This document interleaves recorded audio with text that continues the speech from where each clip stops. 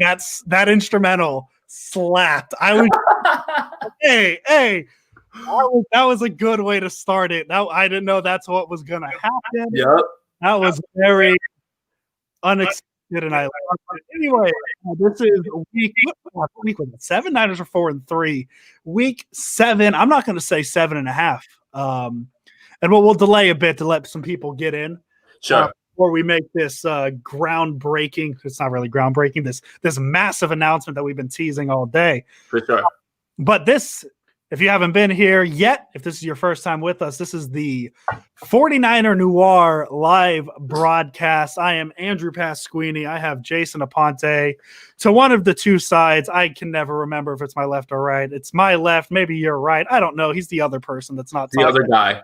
Jason, how are you doing today? I feel like I never asked how are you doing today. I'm great. Today's been, fun. Got a chance to, look at some film from a blowout. It's like this has been a good week. What's up, Mariah? Thank you for jumping in and everything. We got everybody tuning in. What's up, guys? Yeah, man, good week, good day. How was your day today, Andrew? Oh man, it was a day. It was a day to say the least. Right. But I'm ready to talk 49er football. I think they said at the end of the broadcast the biggest loss at home in the Belichick era, which says something because Belichick's been there for 20 years, and that's something that that's not even one bad game. Like the Niners have had games where they get blown out as a good team, like both Seattle games. Like it just happens, right? So just for them to blow the Patriots out like that on the road is pretty impressive. But do we want to start with the announcement that we've been teasing all day? Sure. I mean, go for it, Andrew. Let's get it. I think everybody's in here for that. Let's do it. So the announcement we've been holding off on. If you came for Seahawks preview, I hope you stay, but you are not getting Seahawks preview today. This is 49er Patriots only. The reason why we are holding off on the Seahawk preview is we're going to have a second show each week. Woo! On Fridays at the same time. Figured it would give us more time to talk about the previous game, and then we get a whole episode to dive into the opponent. It gives us more time. It'll give us more time to break down and look at the games as opposed to having to jam a review session and then preview a team. And then it also gives us more time because with the 49ers and the amount of injuries, to be able to say, hey, these injuries, this is who's actually playing instead of us, hey, sitting here on a Wednesday and saying, oh, well, Jordan Reed practiced today. Is he actually playing? We'll have more of a painted picture on Friday. So starting at this point, we're going to go 2 episodes a week. Woo! That's some fire right there for you. except the fun thing is we're going to throw a curveball at them because we're going to do 2 episodes this week. But since the game's on Thursday next week, we're going to go 1 episode next week. Right. But when it's a normal week, we will go 2 episodes a week. When the 49ers play on Sunday or Monday, you'll be able to, we'll be able to do that. But I mean, Andrew said, it's true. It'll give us a chance to really, highlight the strengths. We're gonna do some film review on Friday as well too. So, really excited to get this going. I mean, it's Seattle week, right? If we're not gonna double down on any week, it's gonna be this one because it's Seattle. It is Seattle. Like literally right after this game was over, like all my thoughts were, bring on the damn Seahawks and let's get it. This was even before they lost the game, and which I actually was really rooting for them to win because I wanted to give them the first L like they did with the 49ers last year. I wanted to get them back. But whatever, they're going to catch their second loss. Yeah, and the Niners are wearing their all whites, which is always a good thing. The best jerseys in football. I think the Saints all whites are up there with the gold numbers. Yeah. There's a lot of jerseys up there, and it might be a little biased of me, but the 49ers all whites are just such a clean look.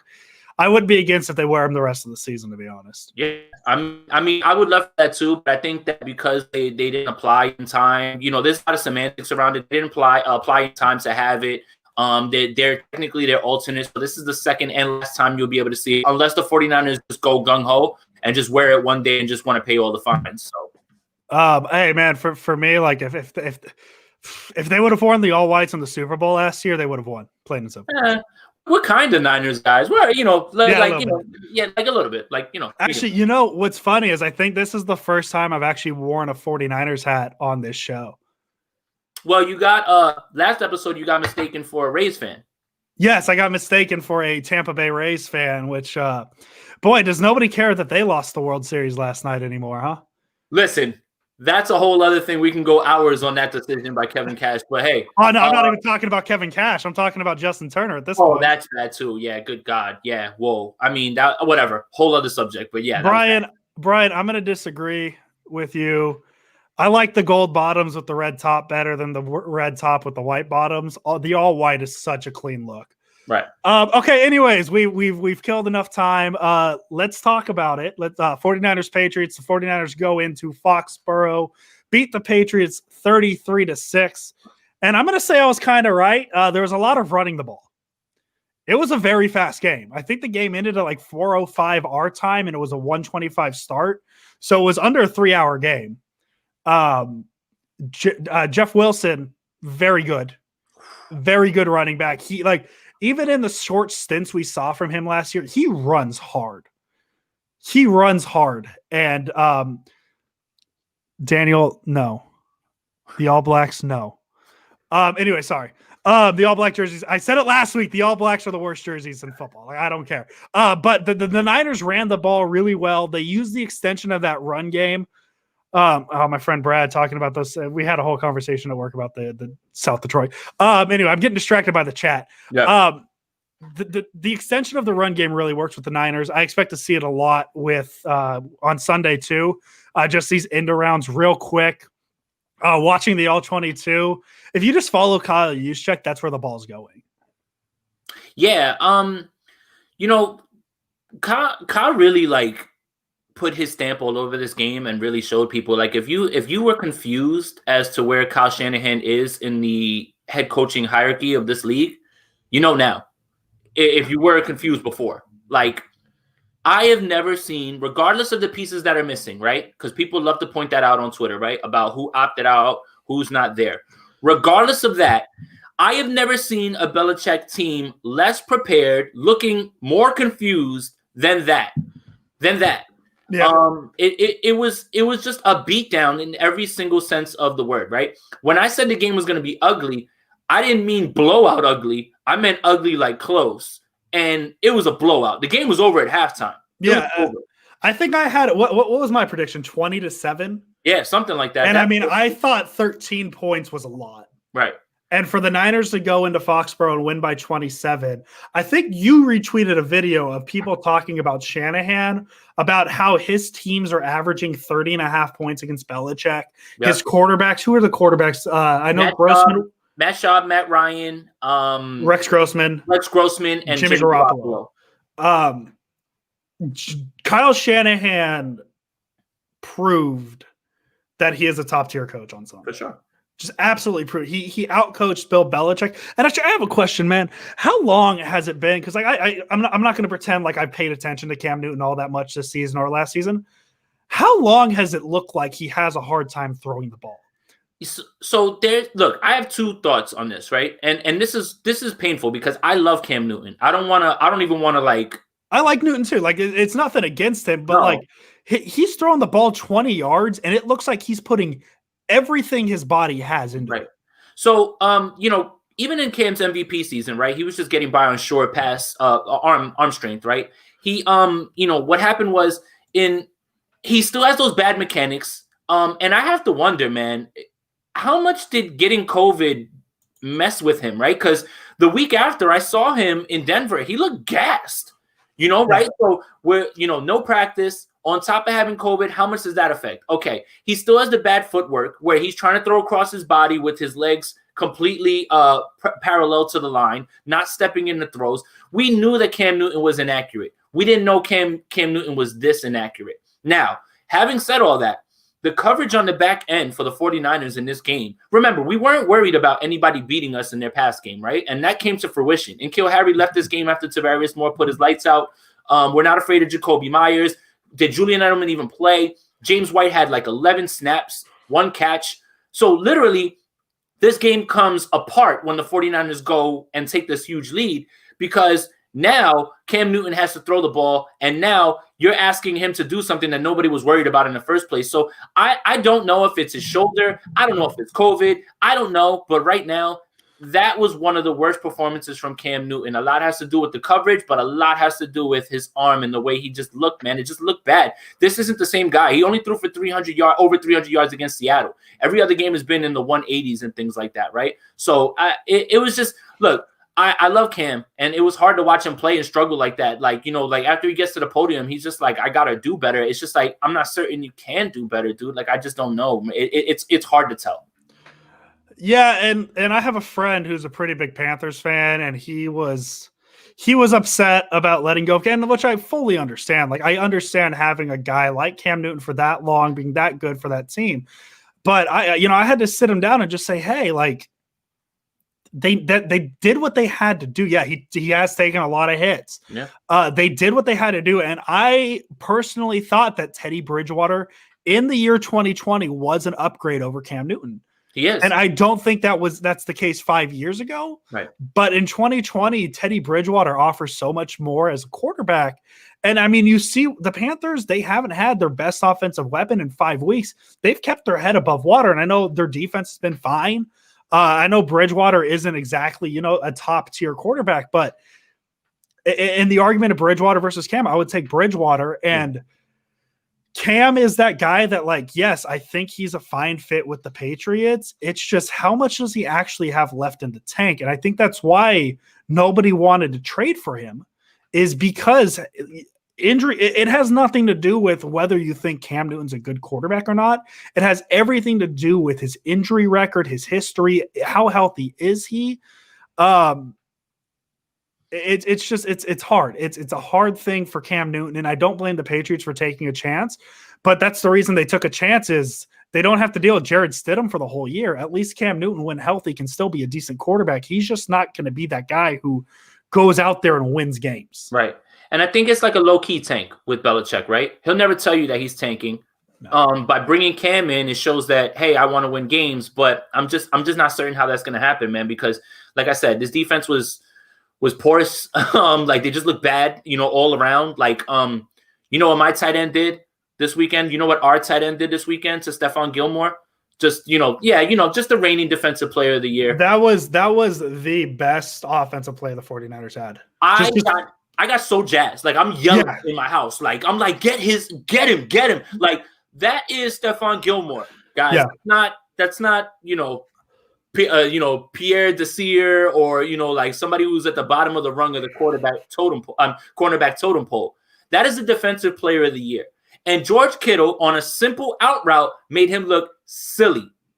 And I kept watching it over and over. I couldn't. Like, I know the 49ers offense had bigger plays in terms of yardage. Like, I know the play to Ayuk got 35 yards. They had a couple big runs.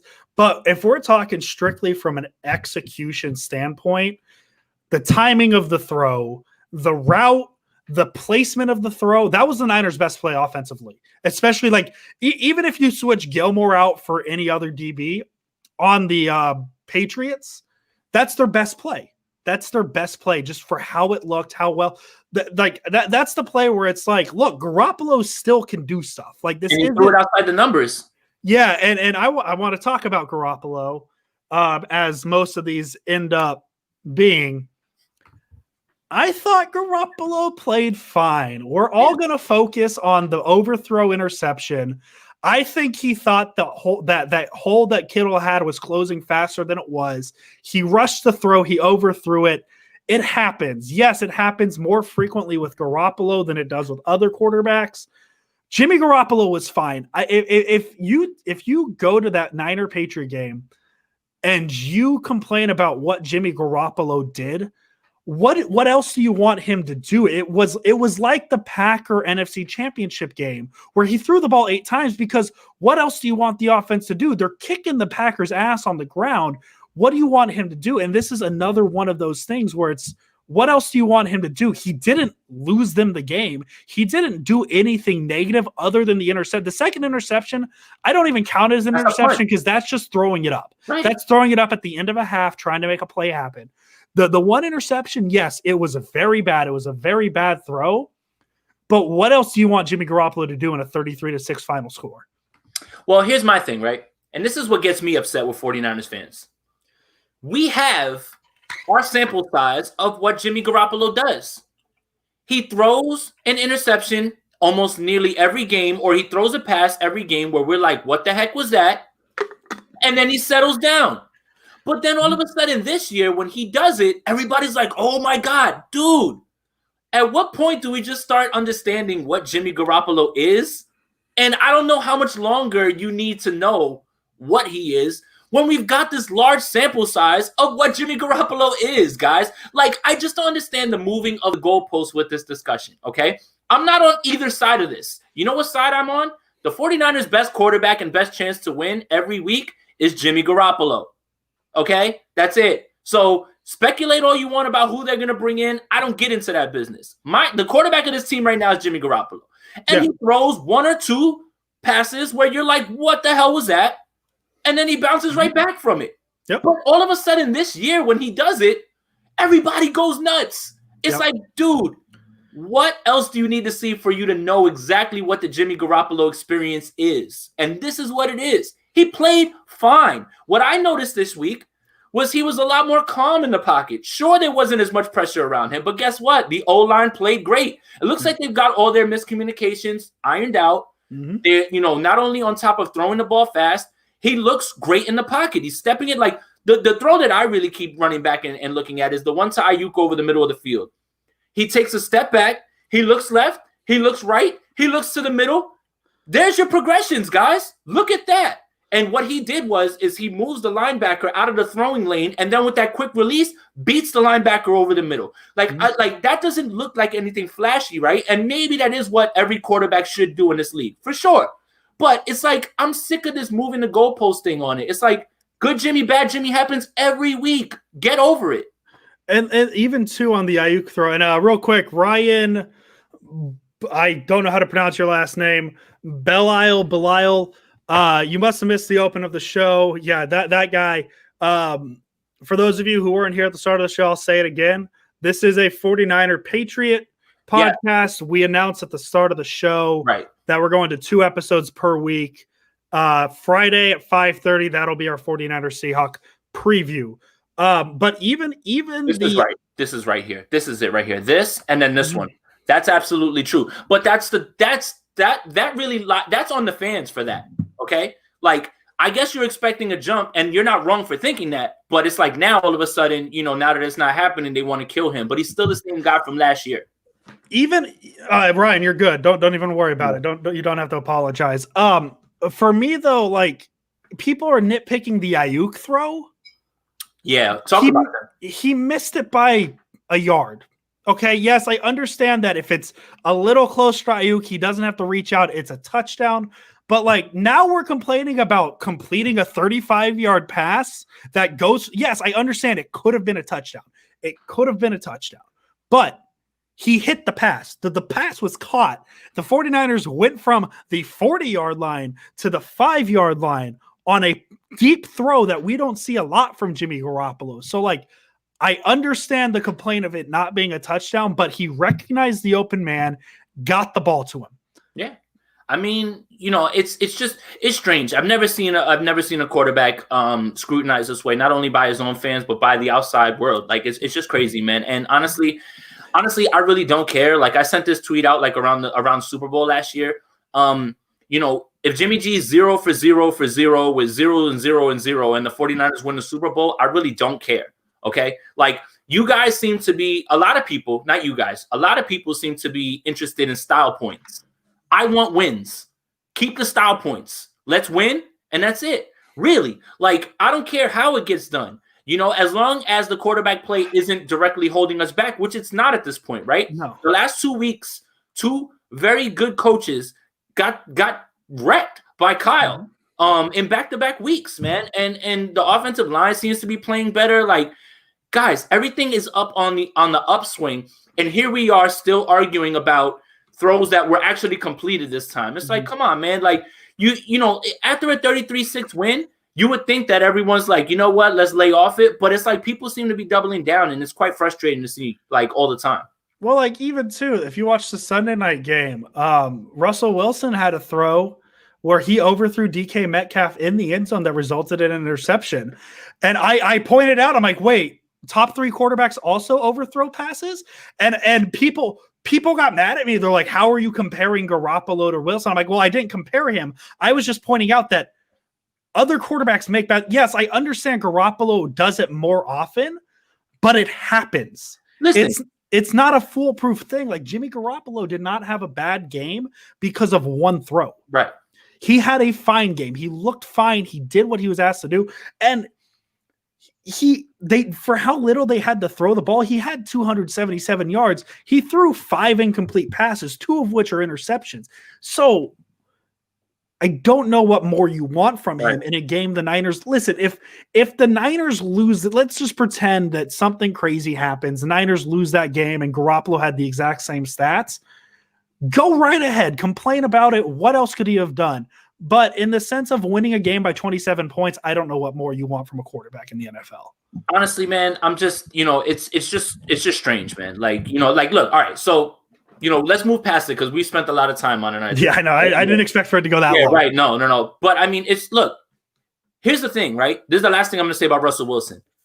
If Jimmy Garoppolo threw that interception that Budda Baker had at the goal line, they would be in front of his house with pitchforks. But because it's Russell Wilson and he throws one of the worst interceptions I've ever seen, it's okay because of the deep ball that he later throws in the game, right?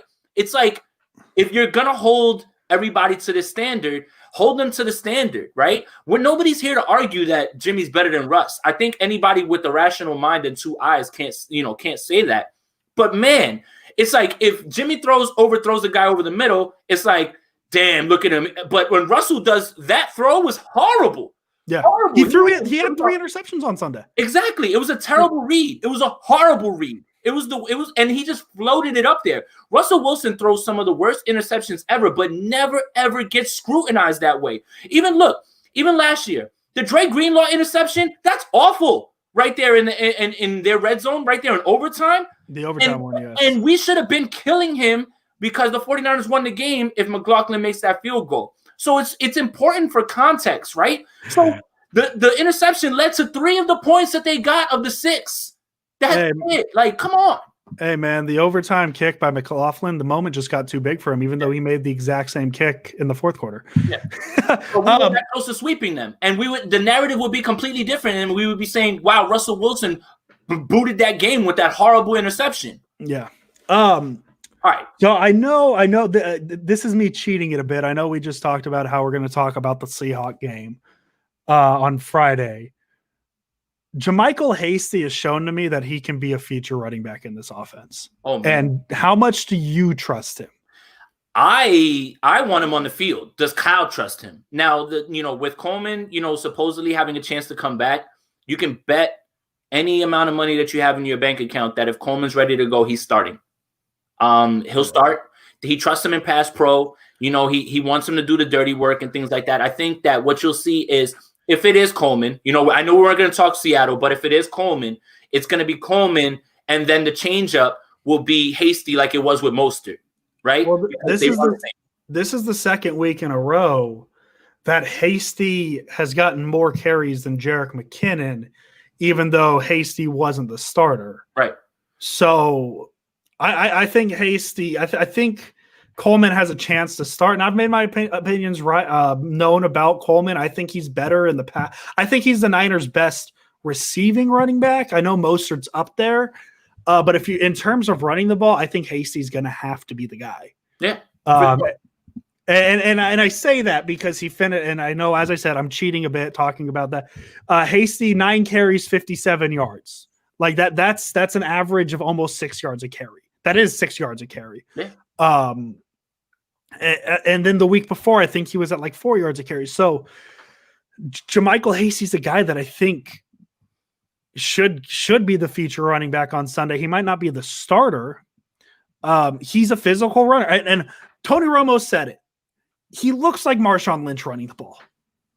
he's physical for his size. Like, I know he's not a big guy, but he's a physical runner, and I like him. I think he fits in this offense well enough, and he's just another. It's just another proof of, if my dad was in the 49ers offense, Kyle Shanahan can get him 3 yards a carry. JaMycal Hasty, nothing against JaMycal Hasty, not saying he's a bad running back, because I think he's a good running back, but Shanahan just pumps these guys out. Jeff Wilson, undrafted free agent, he goes for 17 and 112. JaMycal Hasty, I believe a UDFA as well. Yeah. He all of a sudden is a 6 yard per carry guy. Shanahan can just pump. They use Debo out of the backfield, man. And Debo's pump and run. So I think this is a good point right here. And Bobby Turner as well. Yes, Bobby Turner deserves a ton of credit as well. So yeah, I guess that's my cheating way of like kind of talking Seahawks, but also like, hey, JaMycal Hasty had a good game on Sunday. Did you hear what Kyle said about Hasty? Right, that I don't know. There was 3 times that teams were about to poach him off of the practice squad, and he stayed. He was like, I'm not joining you. I'm staying here, because he wanted his opportunity here. So that's another thing. Like that. I mean, I know that has nothing to do with X's and O's and playing, but he wants to be here. And he fits. I made a point after, what was it, week 3? What was it? How much trust Shanahan had in his personnel, that on the first play that JaMycal Hasty was on the field, his first NFL play, he ran that slant route to him. Did you hear what Shanahan said about that? No. He didn't know McKinnon came out of the game. He called the play for McKinnon. It just so happened McKinnon needed a breather, and Shanahan didn't find out. And so he called the play for McKinnon. It went to Hasty because Hasty was the running back on the play.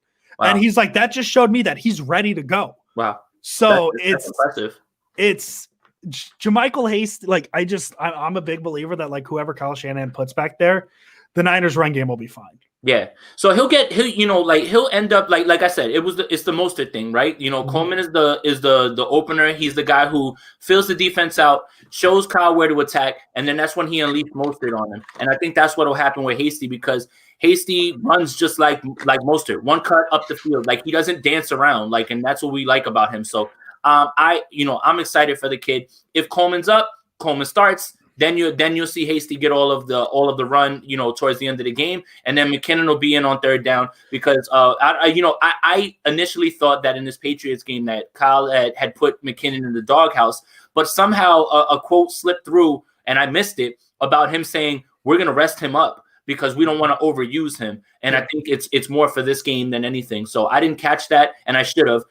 So that tweet that I put out there, it's not that he fell out of favor. That was a plan for McKinnon. So that was good to hear. We're on the 29th minute of this podcast about the 49ers beating the Patriots. We haven't talked about the defense.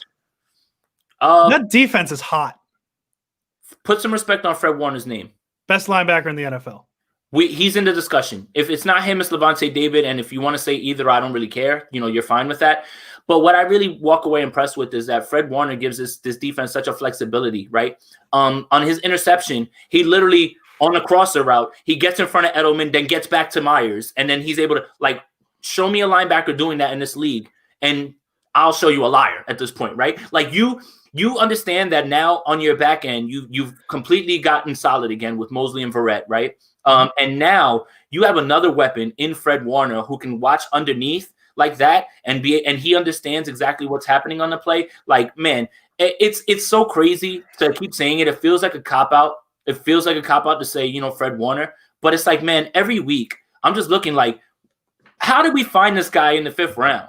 How did this happen, man? And it's just back up the Brinks truck for Fred Warner, man. He is the heart and soul of this defense. I think Robert Saleh said something along the lines of, there's a lot of injuries on this defense, but as long as they have Fred Warner, they're going to be fine. And I believe – I mean, I posted the all 22 videos of just plays that stood out to me, and I try to offer some insight, and I know I'm not the best, tactician on Twitter. I understand that.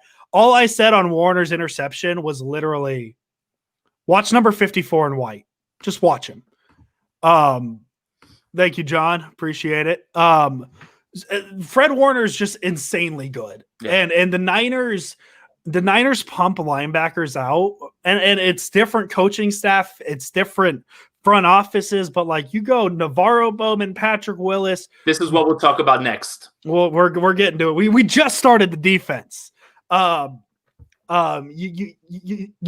go Patrick Willis, Navarro Bowman, people, and Chris Borland for a second, and now it's Fred Warner. And I mean, Fred Warner after his rookie year, he was second all time in 49er rookies with tackles in the rookie year, only behind Patrick Willis. I mean, Fred Warner's been a baller, and now the thing is he was literally just a tackle linebacker his rookie year. Now all of a sudden you're seeing him pressure a bit. Now he's getting behind the line of scrimmage. Oh, and now by the way, he can cover guys. He's progressing in front of our eyes, right? And he's good. He's just so good. Every week I walk away more and more impressed. Like I'm just like, wow, did you see that? Like, and it's little stuff, right? Like I said last week, right? Like if you ever have to ask who made the tackle at the end of it, it's probably Fred Warner, most likely. Mm-hmm. Like just say Fred Warner at this point. 7 tackles on Sunday led the 49ers. There you go. But yeah, people are talking about Tarvarius Moore. Yeah, man. They need to make up ways to get him on the field when it's hard. So that's a discussion I think we need to have, right? It's like, my goodness, man. Tarvarius Moore offers so much more in coverage because he's fast enough to cover on the back end, right? But what I was super impressed with this week, he was in the box and he's making plays like on running backs and he's all over the field flying around. His game speed is incredible. And the play that I look to is the one catch that James White had this week. And I tweeted it out if you guys want to see it. For some reason, I think it was Kerry Hyder was in coverage with him, with James White in the flat. And Tarvarius Moore has diagnosed this play from his free safety spot. And by the time that ball gets out, he's already taking off to James White. By the time James White catches this ball and turns, Tarvarius Moore is there in his face and lays the wood. He's got to get on the field somehow. The thing is the conversation shifts a little bit because if K1 Williams is ready to go this week, right, then you know that he's going to be in there on nickel, right? So it's going to be K1, it'll be Mosley, and it'll be Verrett. I think the discussion needs to be shifted a little bit more to, does Tarvarius Moore take Jimmy Ward's spot? And I look, nothing against Jimmy. He had a great year last year. He rewarded the 49ers for sticking with him, because they all the injuries and everything. But my goodness, Moore offers more. It's crazy that after one game, I can see him flashing all over the field. Like he put N'Keal Harry out of this game. And I didn't see that all year from Ward like that. Like Ward's been solid. Moore looked really, really good, like spectacular this week.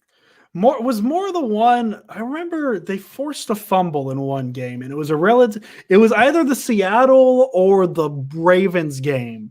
Yeah, no, it was the Ravens game. So he put his arm in Lamar Jackson's arm and he ripped it out. Yes, and that was a red zone play. Wait, was it him or was that Marcel Harris? I think it was Tarvarius Moore though. You might be. I'm looking at the box score. Lamar Jackson tackled by Marcel Harris. Okay, so then maybe Moore had a big play against the Seahawks in the first game in the Super Bowl. That interception. He had the interception in the Super Bowl, but I feel like he forced a fumble in either the first Seattle game or the Baltimore game. It was Harris in the Baltimore game, and now this is just me being more curious now at this point. This has nothing to do with the conversation, but yeah, Tarvarius Moore is just very good. He has a very good ball sense. Like even his interception, yes, I know it was tipped, but like he was there to make a play on the ball. Right. He was there to make a play on the ball. Right. I mean, at this point too, this is what we have to start looking at, right? So the 49ers defense has completely shifted from last year. What I mean by that is, right? It was hard. Yeah. Okay. So Tart made the tackle in the Seahawks game too. The fumble that was a touchback. I don't know if you remember that, but yeah, I do. So here's the thing, right? Last year on the outside looking in, right? It's pass rush is carrying the coverage, right?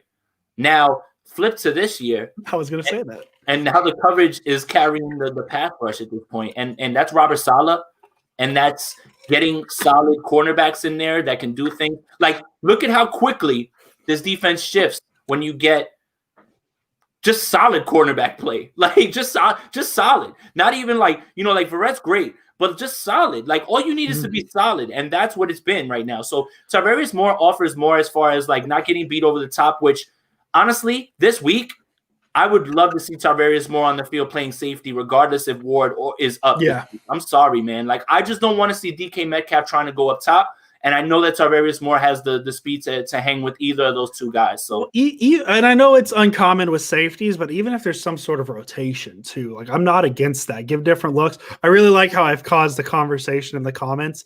Harris was the one in the Baltimore game. Yep. Tart was the one in the Seattle game. I looked it up. Yeah, Tarvarius Moore is good. He just stands out on the field. He's I don't know, man.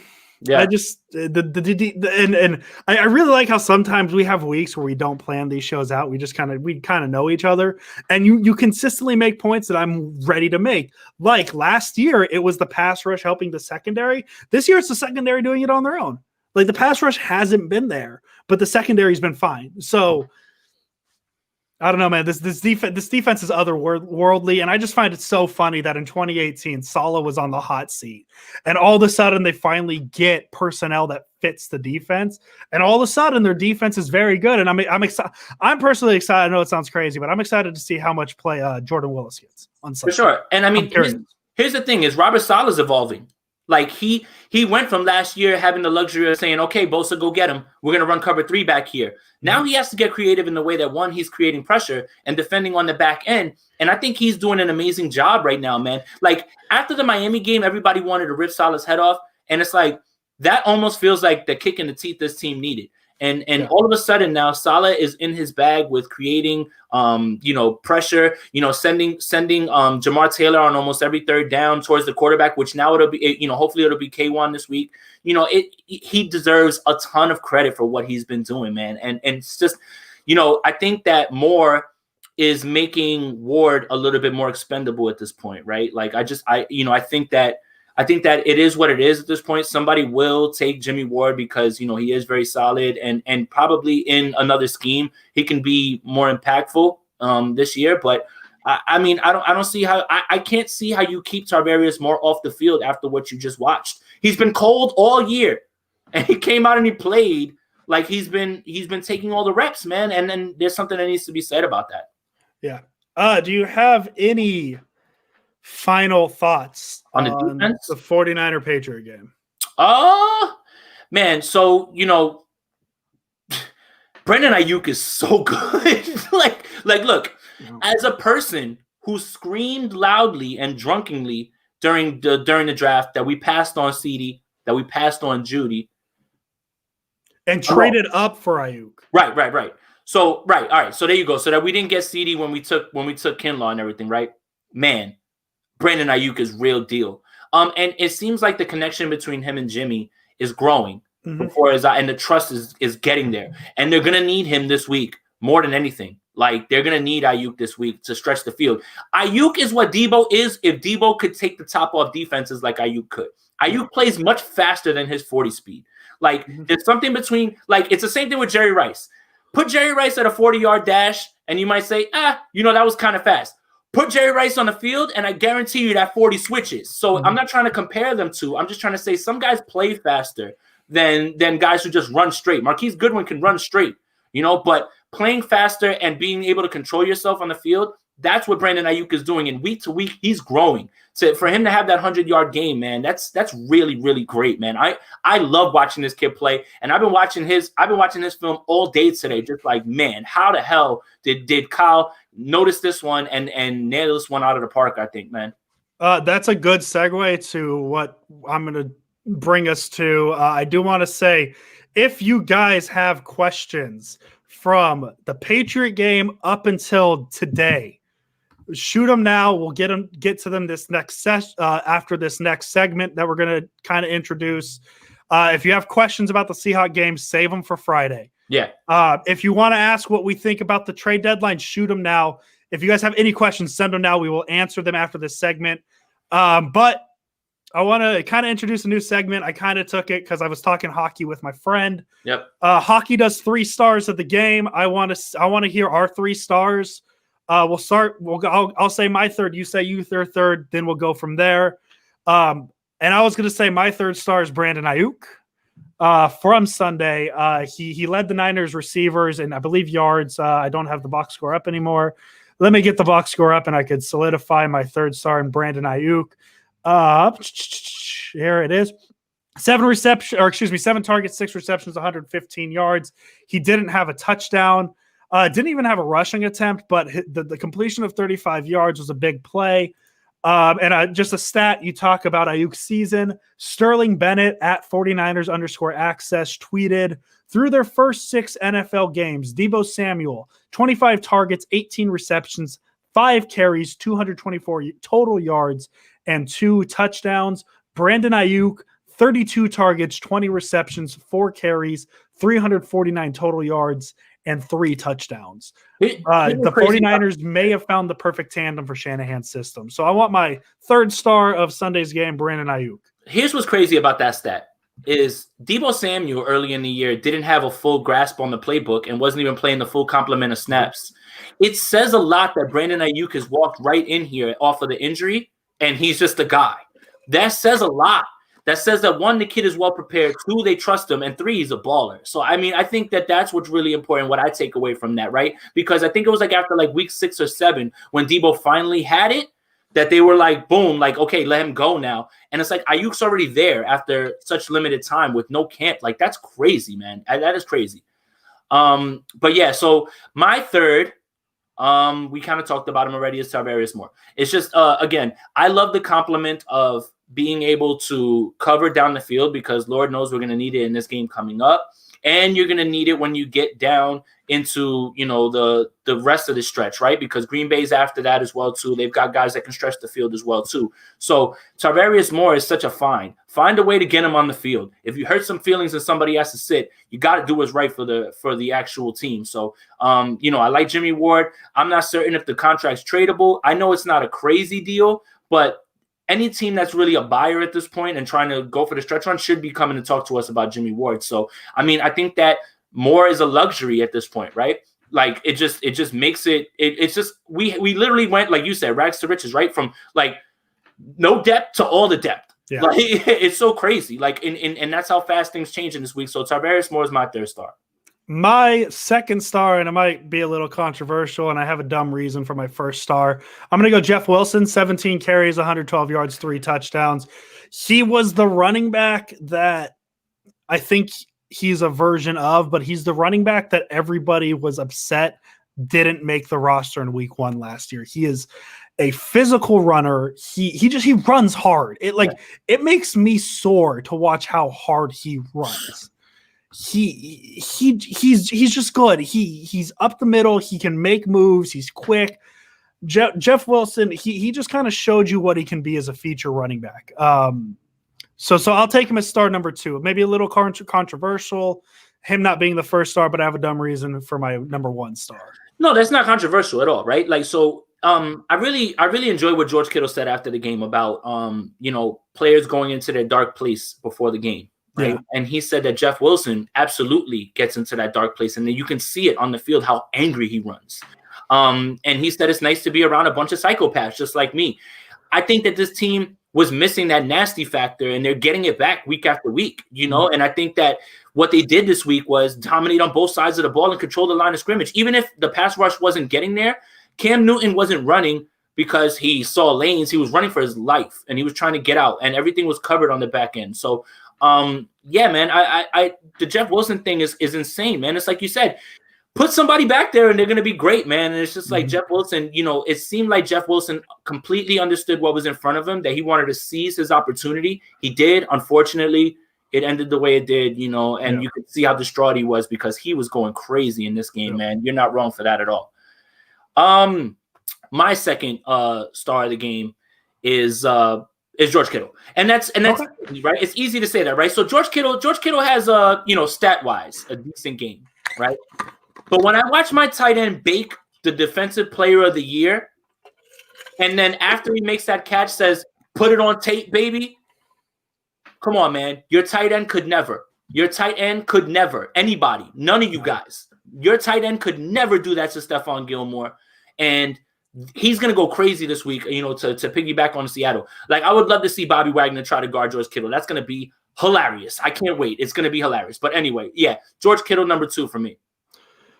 My number 1 star I'm going to go Jamar Taylor. I think there's something to be said when you get 2 interceptions in a game. I know he doesn't get the most amount of snaps. I know he's not their best corner. But 2 interceptions a game is nothing to just kind of lift your nose at. I think that's an accomplishment. Either way, he had 3 tackles. He looked fine. He just was there at the right time on a couple plays. He had a couple pass breakups.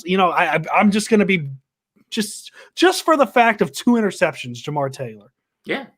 Yeah, and I mean, that's just, again, a testament to Robert Saleh squeezing everything that he can from his defense, man. Like, Jamar Taylor, he's a little bit of the butt of jokes on 49ers Twitter, but what are you going to say when a guy has 2 interceptions, right? And he's stepping into a role that, that K'Wan Williams is so good at, right? Like, and, this was a good week for him, man. Like, this is a feel-good win all the way across. Like, there's not really much to nitpick. If you want to get angry about anything in this game, I think that says a little bit more about you than than the game, right? Yep, I said that in more or less words on Sunday on Twitter.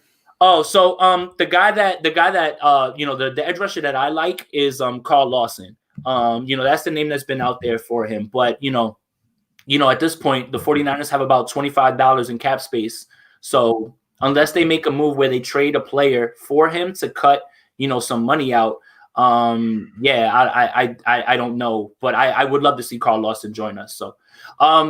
Number one, man, it's so hard to say this, but it's Fred Warner, and that's easy, right? Like, that's such a cop-out, like, right? Yeah. It's a cop-out, right? Like, it's such an easy answer, but my goodness, man, like, again, what he brings to his defense, heart and soul, defensive player of the year candidate, man, like, all pro Fred. They don't call him that because it's a cool sounding nickname. It's because of what Fred Warner means to this defense and the flexibility he gives them in the play calling. So it's Fred Warner, is George Kittle, and it's Tarvarius Moore. Those 3 guys, man. I was just impressed, and I wanted to go back and watch those things as well too. So there you go.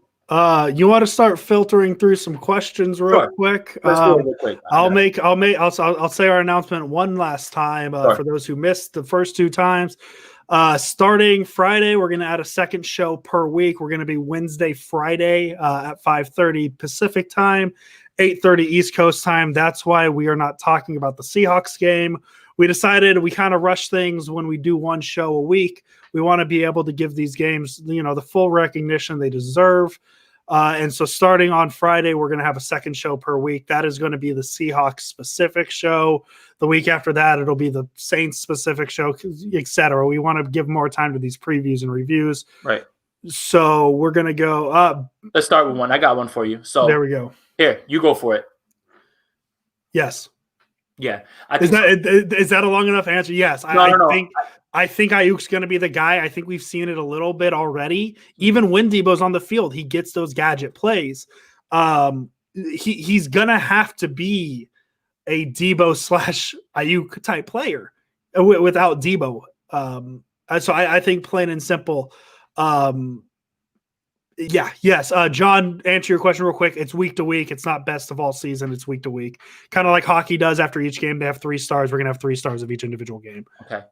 I agree with that, honestly. Like I said, when Debo wasn't there, they're running the jet sweep the same way. I thought it was Debo in an 11 jersey, and I thought that they were just trying to, psych everybody out. But yeah, it'll be him, honestly. So what's the chances that Ayuk gets another 100 receiving yard game? I think this week, a 65% chance. Seriously. Like, the throws that Jimmy was making to him, right? The down the field one is the one that they remember, which is off of a pick screen. Basically all it is Bourne sits, and all you have to do to make the pick work is just put your hands up to make it look like you're waiting for a throw. And then if the defender bumps into you, there's nothing you can do. But if you stand there with your hands down, that's when you'll get called for the pick play. And I watched it happen in the Atlanta game. Calvin Ridley, all he had to do was put his hands up, and he got called for it on a play like that. So I think it has to be him, because you have to think that Seattle's going to shift all their attention to George Kittle. And I really am not afraid of any of their cornerbacks against Brandon Ayuk. I wasn't afraid even before they got Jamal Adams. Who cares if he plays, because he's not even a cover guy. So I think Ayuk is going to have 65% chance that he's going to get to 100 yards this week. I'm going to disagree. Okay. This might be a bold prediction. 100% chance this Sunday Brandon Ayuk has 100 yards. Not even just from his ability to, run deep routes. I'm talking he's going to be the guy who gets those end around plays. He's going to be that guy. And what you want to see, what end arounds are supposed to simulate roughly is punt returns, kick returns, blockers set up in front of you, and go watch Brandon Ayuk kick returns from last year at Arizona State. Watch how good he is running with the ball in the free field. And so since Debo is out, he's going to get more of those end arounds. He's also going to get chances deep because he can stretch the field north and south. Right. So I'm going to go kind of bold. I'm going to say 100% chance he has another 100-yard game without Debo Samuel, and I'm going to call my shot. It's going to be this Sunday. I like it, and I'm starting him anywhere that I have him in fantasy. So, yep, I'm with it. What did you guys think about how the O-line looked? The center is a good find. For sure, Daniel. For sure, man. Like this has been my point the entire time about Grasu, right?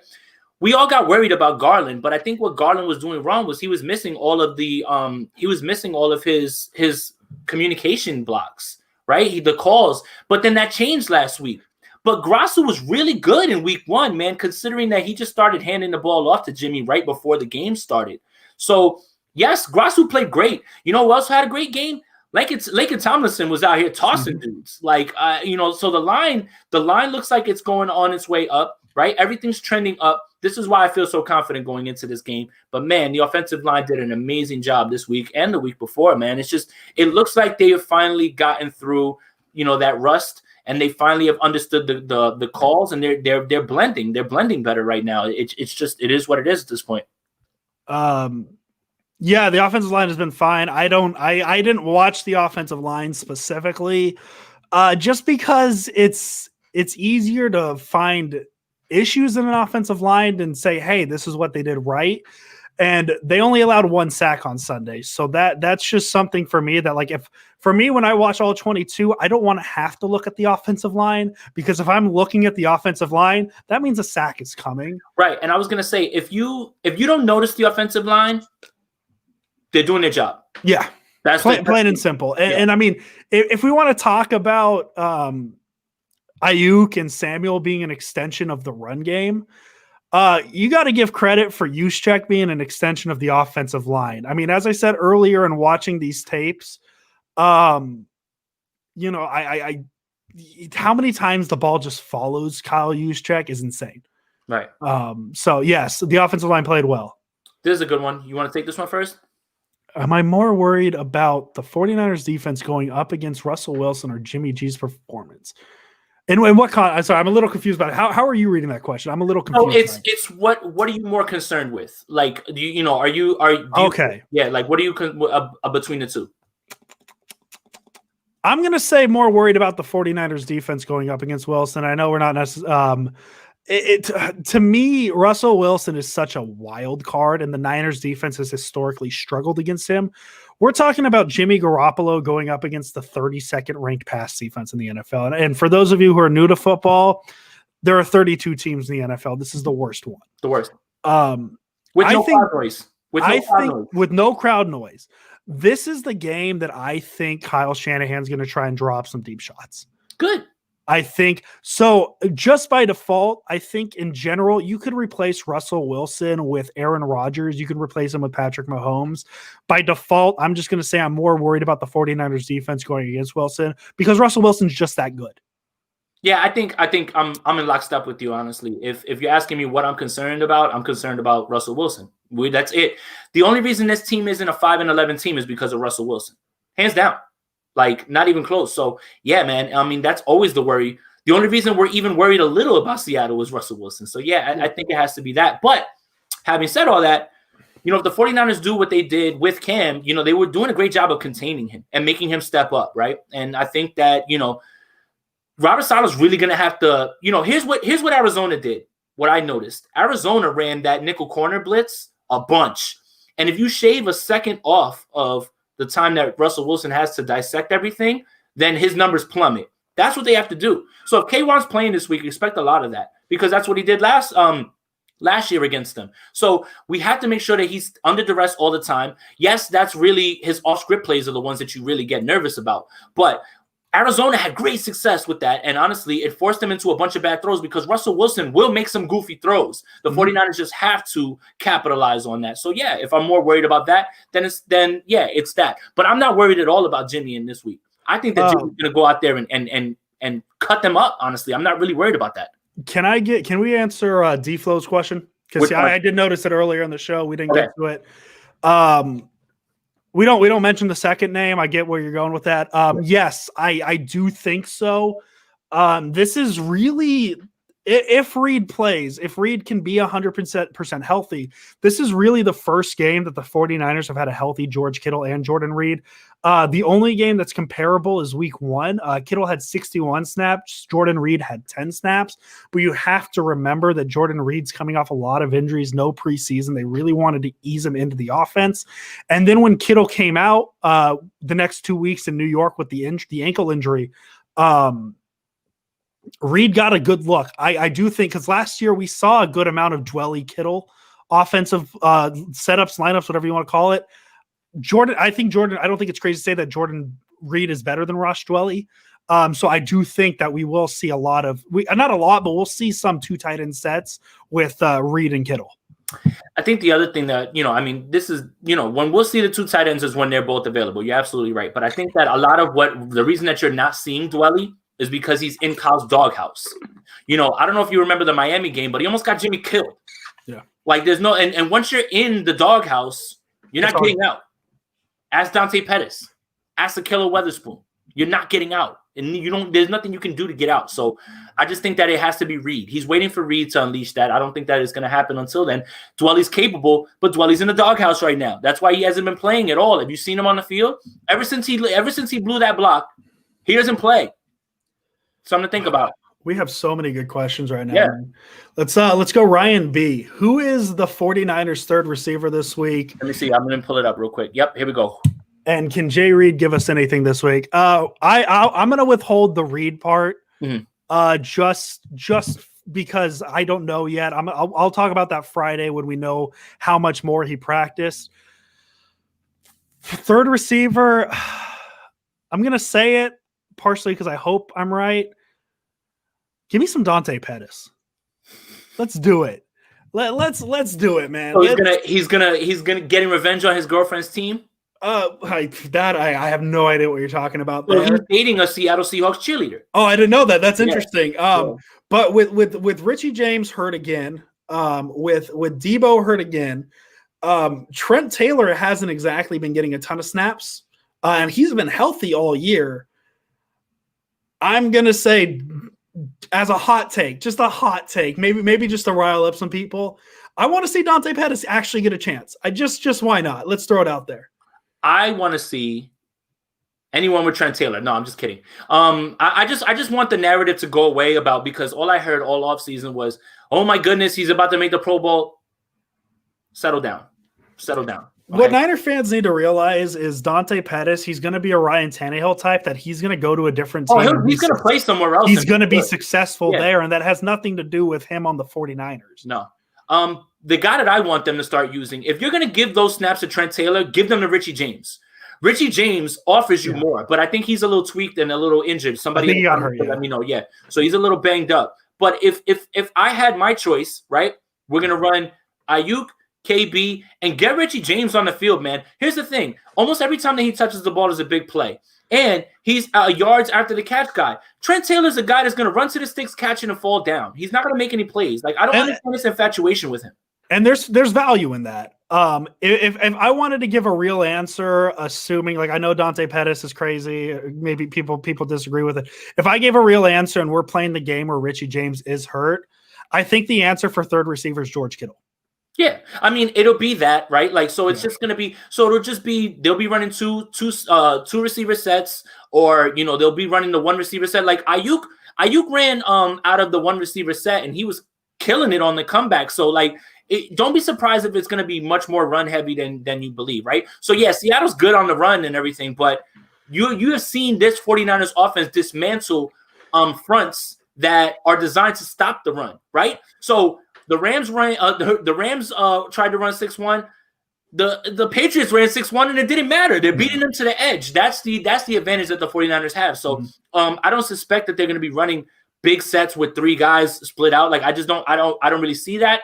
And if they are getting into those sorts of situations, then I get a little bit scared. If that's not the way that the 49ers are going to win this game, I don't believe it. Yeah. Let's take this one. Do you think the reduced sacks, pass rushes to keep lane integrity to help limit the scrambling quarterbacks? And that's a good way to look at it. Sure. I hope that's a very positive outlook on it. For sure. That's a good way to look at it. Another way to look at it is Kerry Hyder's a dog and Eric Armstead needs to be kicked inside if we can get someone else on the outside to help, you know, and Jordan Willis. Right. And I think that's when we'll really see the sacks come. Is when the 49ers find someone stable to keep outside so you can kick Armstead back in. And then I think that's when everybody will say, oh, there's Eric Armstead, because that's all been the talk all week as well, too, about where Eric Armstead's been. So yeah, I'm a little bit on the same. I just think a lot of it is the position that's been hurt the most is the pass rush. It's been tough. I think a lot of it has to do with that. They haven't exactly faced a mobile quarterback since, God, I kind of joke about this, but they haven't faced a mobile quarterback since the Giants with Daniel Jones. So we'll see how much truth there is to that idea on Sunday. Right. What about this one? Do you really think Shanahan starts vets instead of going with the best man at that point? Yeah, I do. And I'll tell you why. Kyle is tied to his guys. He just is. Now, whether that's to a fault, that's up to you. Sometimes I believe it is, but I think it is by design.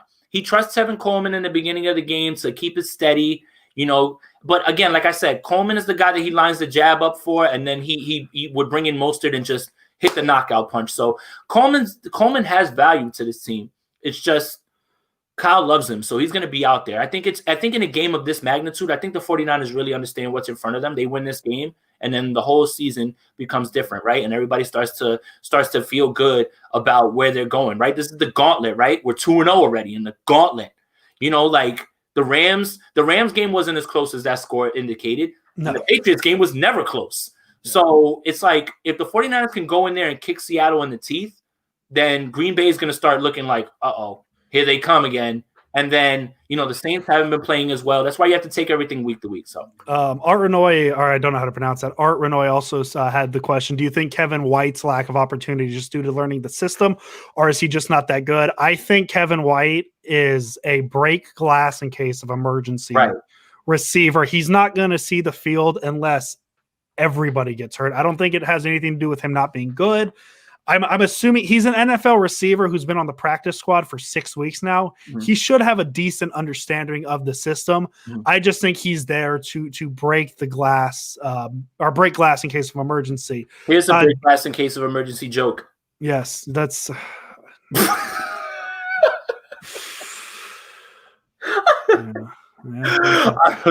Jameer is asking, if you were Kyle Shanahan, who would you start, Jet or Hasty? I would start Hasty. Sure. It would be Jet or Coleman if I was actually Kyle Shanahan, just because we were talking about it early. Hasty's going to be that guy who's going to be the change of pace guy. Yeah.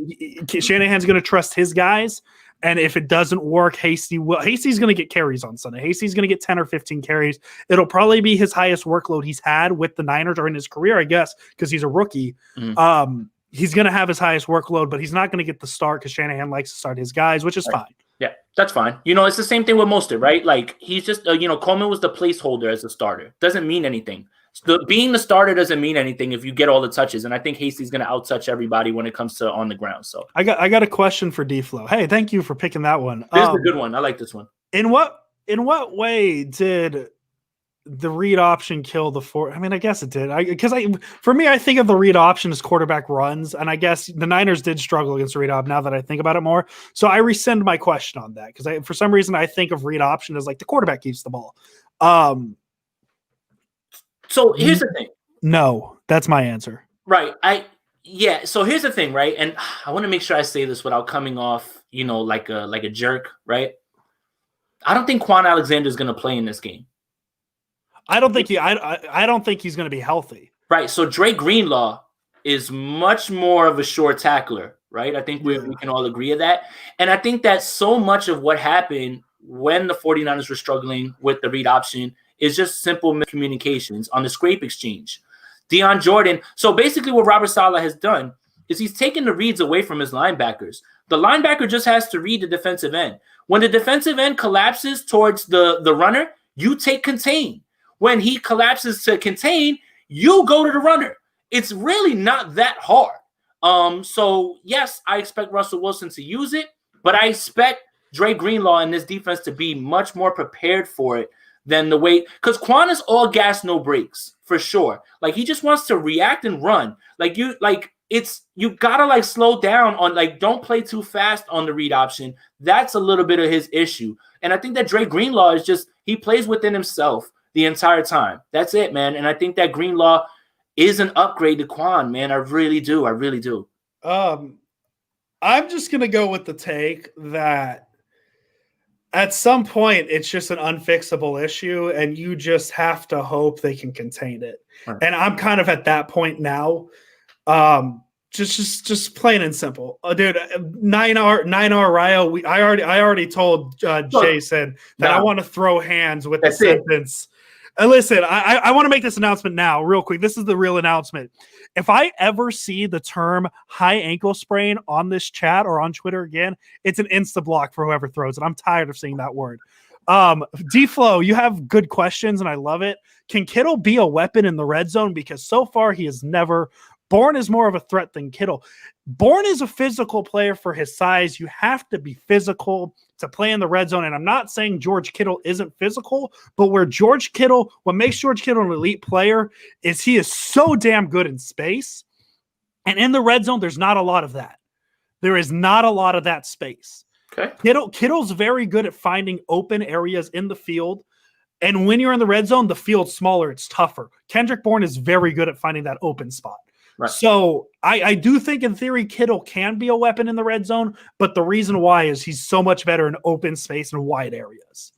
Hey, hard to disagree with any of that you just said. Also, speaking of Kittle, this is good shirt. This is the George Kittle, and me and George are best friends now because he liked my tweet and everything. So hey, man, no big deal. Me and Tabor Pepper are best friends too. So yeah, man. Tabor's great on Twitter, man. Tabor's a good follow if you haven't followed Tabor. Do you guys have Jameer? I'm gonna write that question down and we will answer that on Friday. Friday, for sure. Because we are gonna do our Seahawk preview show. And Jameer, follow me on Twitter. Follow Jason on Twitter, because if you aren't there, if you can't make the show Friday, we will personally answer that question for you on Twitter. How about that? Does that sound good to you? For sure. And I think that'll be good. And that's a good place to leave it. You know, we're almost at an hour 10. And, you know, thank you guys to everybody who jumped on and gave questions and stuff. And yeah, you know, one more time, the announcement, Andrew's made it twice. We're moving to 2 shows. So we'll do a recap and a preview. So Friday, you know, bring your notepads.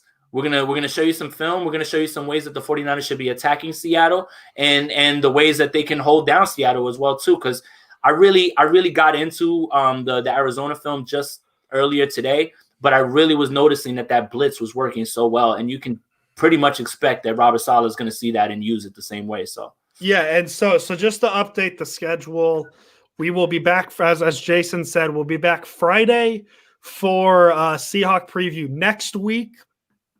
It's a weird time to announce 2 weeks our 2 shows a week, because next week we're only going to do a Wednesday show. Part because the Packers are the Thursday night game, part because I'm camping on Friday.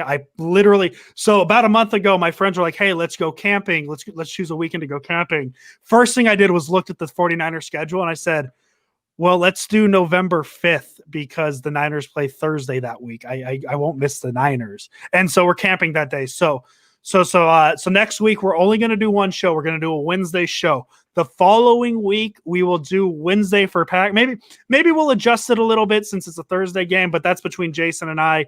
For now, plan for post Packers Wednesday, and then for the Saints preview we'll do Friday. So starting this week we're doing 2 shows. Next week it's back to 1. The week after that it's 2. So just to kind of give you guys the heads up. Jameer, definitely watch us on Friday because that's going to be the Seahawk game. Daniel, thank you as well. We appreciate it. And I just want to say one thing. I understand it's a rivalry. I understand this is one of the 2 big games of the season, with the other Seahawk game being the big game. Let's be nice on Twitter. Let's not let emotions get the most of us. Let's not go at people on Seahawks Twitter. Oh no. Hold on. Just keep it in your lane. Hold on. No, I just want to say that I'm not saying it anybody in general. I'm not saying it I'm just saying in general. No, well, let's be nice on Twitter. Here's the thing. Oh God, we can be classy ourselves, right? But they're not being classy with us right now. I don't care. Let's stay classy. Let's just keep it classy. So look, I know when they go low, you go high. But my goodness, man, after the 49ers win this game, I am gonna go low. I don't care. Let's just not be crazy. I got my bookmark tweets, and I'm gonna be hitting everybody with this you. That's fine. Listen, make fun of it all you want. Just don't. There's a line. Don't cross lines. Oh no, I don't gotta cross the line. If you make a stupid take, I'm just gonna call you out on that, and that's it. Yeah.